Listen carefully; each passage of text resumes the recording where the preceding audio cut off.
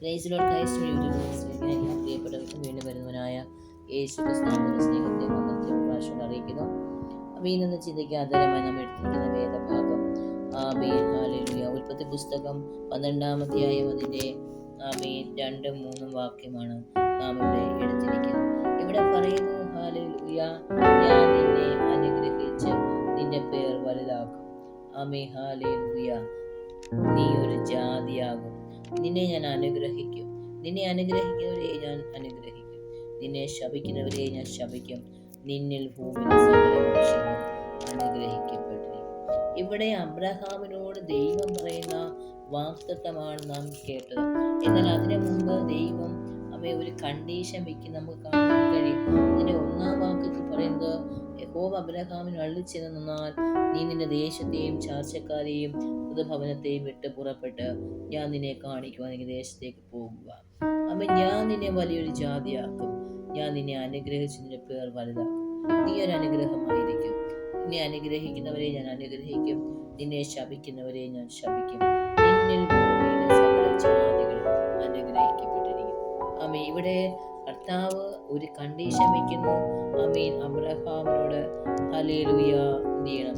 നീ ചിലതിനെ ഉപേക്ഷിക്കണം. എന്നിട്ട് ദൈവത്തിന്റെ വാക്കിനൊത്തവണ്ണം ഇറങ്ങിത്തിരിക്കുവാൻ ഇടയാകണം. അബ്രഹാമിനെ ഇവിടെ അനുഗ്രഹിക്കുമ്പോൾ അനുഗ്രഹം നാം പ്രാപിച്ചെടുക്കണമെങ്കിൽ ദൈവത്തിന് ചില നിയമങ്ങൾ, കൽപ്പനകൾ നാം അനുസരിച്ചേ മതിയാകത്തുള്ളൂ. ഇവിടെ അബ്രഹാമിനോട് പറയുന്നത് ചാർച്ചക്കാരെ ദേശത്തെ പ്രതിബന്ധത്തിൽ വിടണം.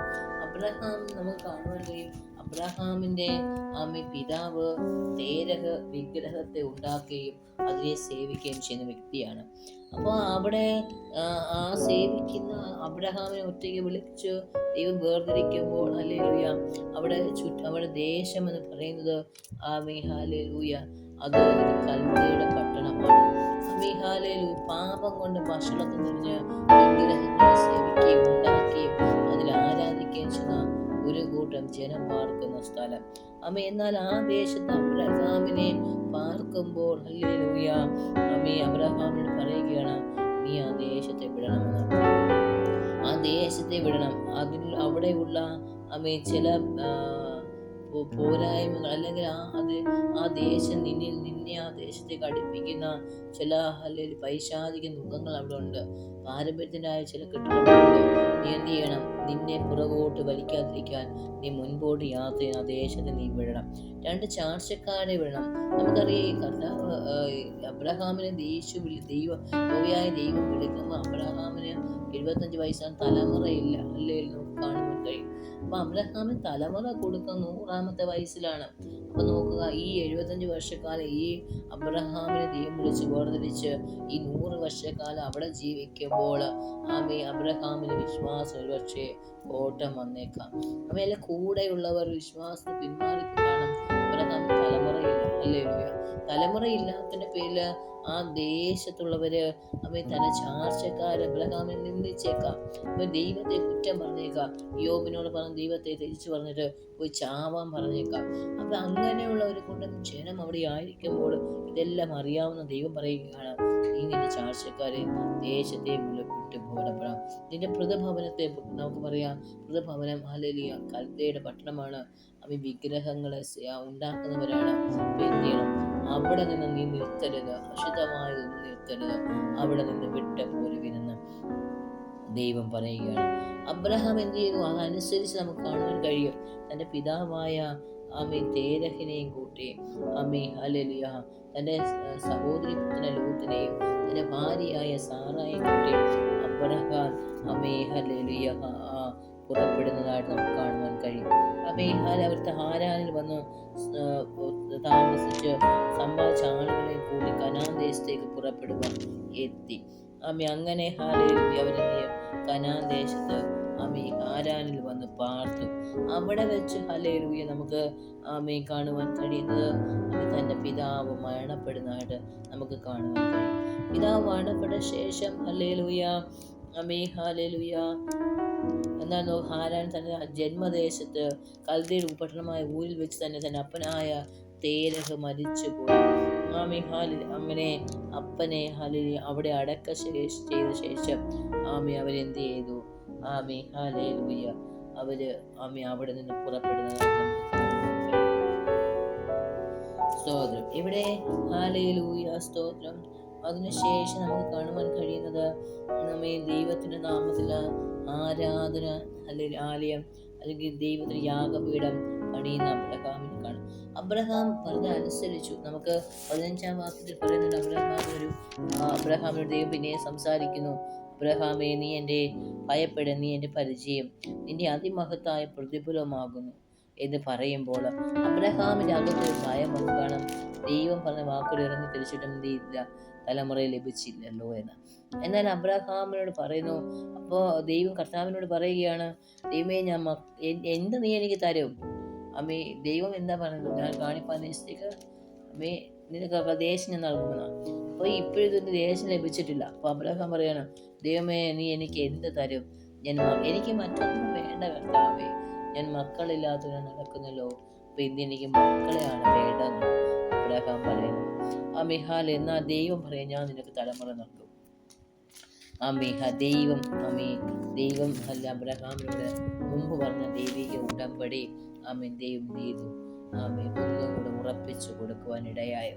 നമുക്ക് കാണുവാൻ കഴിയും. പിന്നത്തേതില് അബ്രഹാമിന് ദൈവം തലമുറയെ കൊടുത്തു. ഇസാഖിന്റെ വിവാഹം കഴിച്ചു. യാക്കോബിനെയും ഏശാവിനെയും ലഭിച്ചു.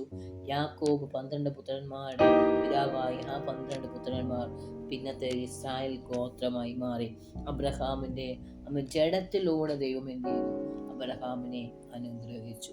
എന്നാൽ ഹല്ലേലൂയ ഇവിടെ പറയുന്നു, ഞാൻ നിന്നെ വലിയൊരു ജാതിയാക്കുന്നു. ഇസ്രായേൽ ജനത്തെയാണ് അവിടെ ഉദ്ദേശിക്കുന്നത്. ഞാൻ നിന്നെ അനുഗ്രഹിച്ചു, നിന്റെ പേര് വലുതാക്കും. അബ്രഹാം ഇറങ്ങി തിരിച്ചു. അബ്രഹാമിന്റെ പേര് വ്യത്യാസം നമുക്ക് കാണാൻ കഴിയും.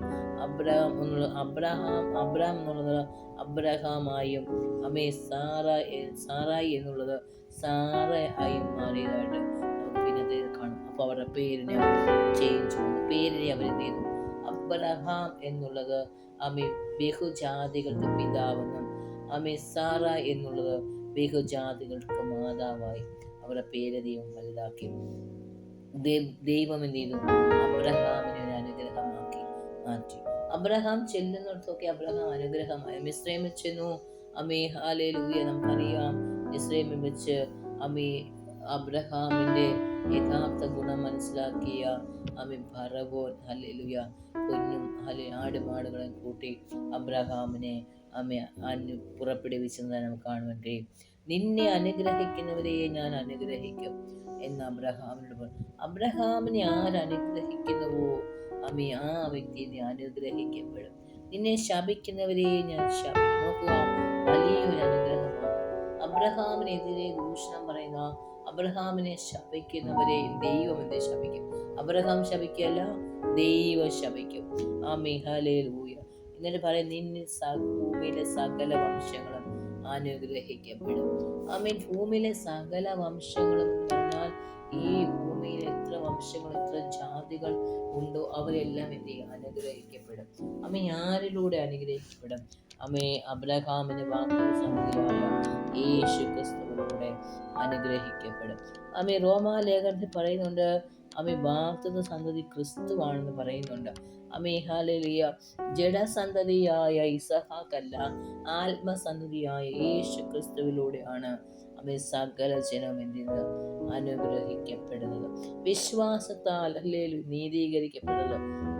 നമുക്ക് റോമാലേഖനത്തിൽ വായിക്കുമ്പോൾ അബ്രഹാം വിശ്വാസം നീതീകരിക്കപ്പെട്ടു ഇന്ന് കാണുവാൻ കഴിയും. അവൻ വിശ്വസിച്ചു, അതവൻ നീതിയായി കണക്കിട്ടു. ഹല്ലേലൂയ. ഇവിടെ കർത്താവ് ഹല്ലേലൂയ പറയുന്നത് വിശ്വാസത്താലാണ് ദൈവപ്രവൃത്തികൾ വെളിപ്പെടുന്നത്.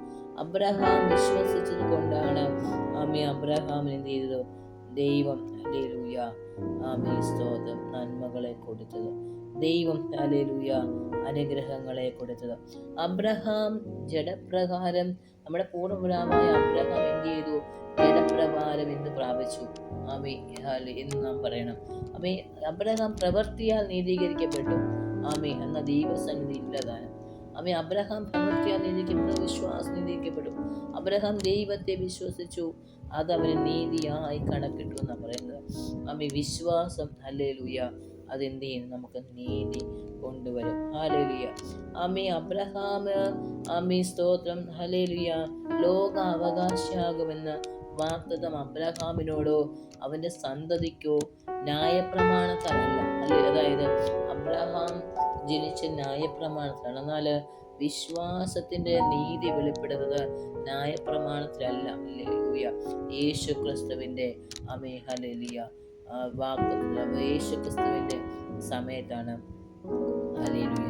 കൃപാദാന സമയത്താണ് വിശ്വാസത്തിൽ അവകാശി ആകുന്നത്. ഇവിടെ പറയുന്നു ഹല്ലേലൂയ മരിച്ചവനെ ഉയർപ്പിക്കുകയില്ലാതുള്ളതുപോലെ വിളിച്ചു വരുത്തുന്നവനായ യേശു ക്രിസ്തുവിന്റെ ദൃഷ്ടി നമുക്കെല്ലാവർക്കും പിതാവാകേണ്ടതിന് അവനെ ബഹുജാതികൾക്ക് പിതാവാക്കി വെച്ചു എന്നാ പറയുന്നത്. ഇവണ്ണം ഹല്ലേലൂയ എന്ന് അള്ളിച്ചെയ്തിരിക്കുന്ന പോലെ ബഹുജാതികൾക്ക് പിതാവാക്കും എന്ന് അവൻ ആശയ്ക്ക് വിരോധമായി ആശയോടെ വിശ്വസിച്ചു. ഏകദേശം അബ്രഹാമിന് 100 വയസ്സുള്ളവനാകിയാലും തൻ്റെ ശരീരം നിർജീവമായി പോയതിനാലും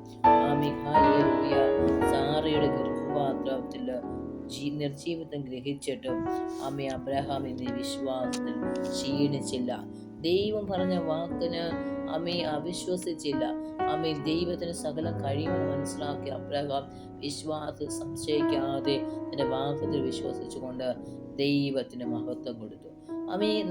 നമുക്ക് കാണുവാൻ കഴിയും അബ്രഹാമിന്റെ ശരീരത്തിന്റെ അവസ്ഥ നോക്കുമ്പോൾ ഒരു തലമുറ ഉണ്ടാകുവാൻ എന്തില്ല, സാധ്യതയില്ല. പക്ഷെ എന്നാല് വാഗ്ദത്തം ചെയ്ത ദൈവം അത് പ്രവർത്തിപ്പാൻ പൂർണ്ണ ഉറച്ചുകൊണ്ട് അതുകൊണ്ട് അത് ദൈവം നീതിയായി കണക്കിട്ടു. സ്തോത്രം. പ്രിയരെ, നമ്മുടെ വിശ്വാസ ജീവിതത്തിൽ എന്ത് ചെയ്യും? പലതും നടക്കത്തില്ലെന്ന് നാം വിധി എഴുതുമ്പോഴും അബ്രഹാമിന്റെ ജീവിതത്തിലേക്ക് നാം നോക്കുമ്പോൾ നമുക്ക് കാണുവാൻ കഴിയുന്നത് ദൈവം നമുക്ക് തലമുറയെ കൊടുത്തു എന്നതാണ്.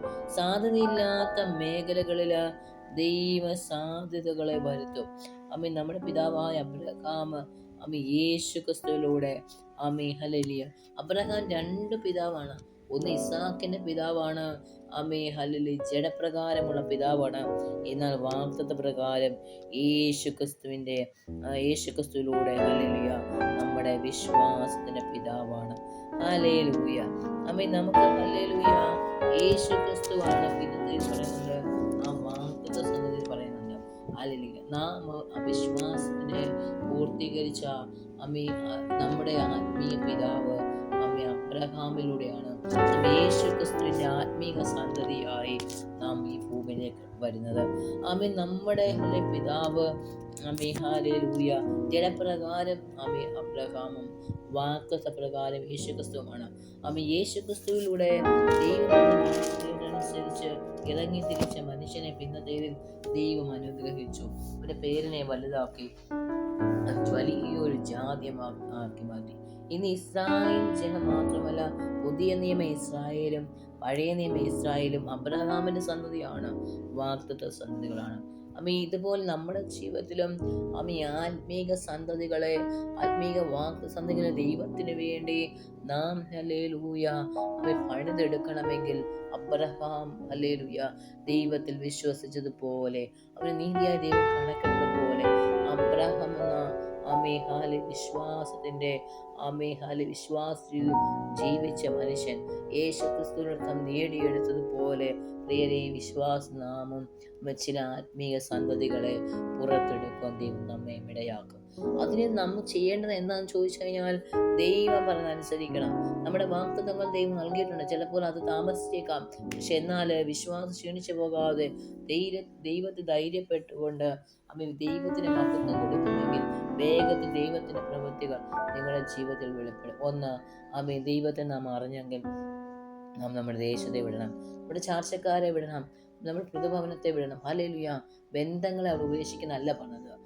പകരം ഹല്ലേലൂയ അനാവശ്യ ബന്ധങ്ങൾ ഹല്ലേലൂയ ദൈവം നമ്മെ അകറ്റിക്കളയുന്ന മാനുഷിക പൈശാചിക ബന്ധങ്ങൾ, ഹല്ലേലൂയ ദൈവത്തിന് വിരോധമായ ആലോചനകൾ, ആമീ ഹല്ലേലൂയ. ഓക്കെ ആമീ. നമ്മുടെ ദേശത്തും നമ്മളായിരിക്കുന്നവർ ഇന്നും വിശ്വാസ ജീവിതത്തിൽ അല്ലെങ്കിൽ ഹല്ലേലൂയ അവരുടെ ഉപദേശങ്ങൾ നാം കേൾക്കരുത്.